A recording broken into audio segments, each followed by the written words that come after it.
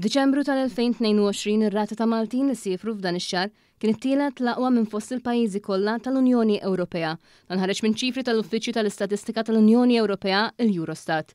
Minn dawn iċ-ċifri ħareġ li f'dan ix-xahar imsemmi l-ammont ta' Maltin li marru għall-btala kien ta' kważi 12%. Ir-rata ta' safar f'pajjiżna f'Diċembru tal-2022 kienet tisbo ir-rata ta' safar fil-medja tal-pajjiżi tal-Unjoni Ewropea din ir-rata hija ta' 8.6%. Bid-differenza meta mqabbla ma' rata ta' Malta hija ta' aktar minn 3%.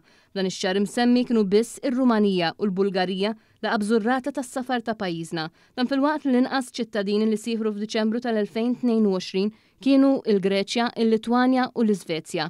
Bir-rata tagħhom kienet ta' ftit iżjed minn 6% jew inqas rispettivament. Dan ifisser li f'Diċembru ta' din is-sena msemmija, il-Maltin nefqu aktar biex marru f'pajjiż ieħor biex igawdu fi żminijiet ta' festi. Ta' min jgħid ukoll li fil-bidu tal-2022 kienet hemm restrizzjonijiet tal-vjaġġar marbuta mal-pandemija globali, waqt li fl-aħħar ta' frar ta' din is-sena bdiet il-gwerra fil-lvant tal-Ewropa li waslet fost l-oħrajn għall-inflazzjoni.